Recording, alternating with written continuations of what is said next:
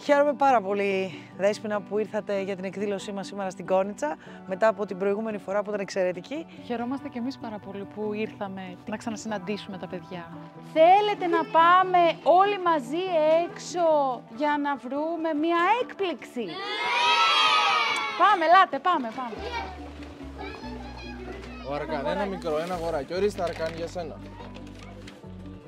Ορίστε. Κοίτα τι ωραία που σας κάνω. Κοριτσάκι, ορίστε. Κακά τα ψέματα, τα παιδιά στερούνται το σπίτι τους, την οικογένειά τους, το γνωρίζουμε αυτό και πρέπει εμείς να κάνουμε ακριβώς ό,τι περισσότερο γίνεται. Και ως κρατική υπηρεσία, αλλά και νομίζω και ως άνθρωποι, γιατί είναι εξαιρετικοί και πάλι, ως άνθρωποι με τη συναίσθηση, αγάπη σε αυτό που κάνουν και έτσι πάθος. Είναι πολύ ωραίο. Είναι πάρα πολύ ωραίο, Νίκη. Και εσένα σου πω. Μοντέλα τα Μοντέλα, κορίτσια. ναι. Λαμπάδα.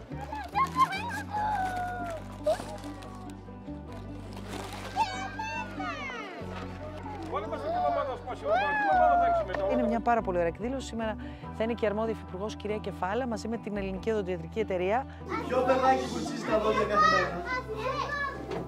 Κάθε μέρα τα βουρτσίζετε? Σας έχουμε φέρει οδοντόκρεμες και οδοντόβουρτσες. Όποιος κάνει ησυχία θα πάρει στο τέλος το δωράκι. Η πράξη αγάπης. Ωραία παρουσίαση. Ο κύριος Γιώργος Παπαζαχαρής. Κυρία Πουσιά. Κύριε Βασίλη, πρόεδρος του Οδοντικού Λανίνου. Έχουμε αρκετά μεγάλο κοινωνικό έργο σε όλη την Ελλάδα. Έχουμε ξεκινήσει από το 2014. Είμαστε αρκετά χρόνια ήδη.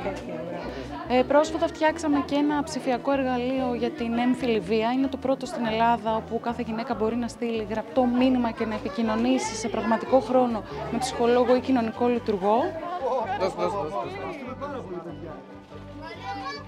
Ήρθα να σας χαιρετήσω. Κύριε, να σας δώσω φιλάκι. Γεια.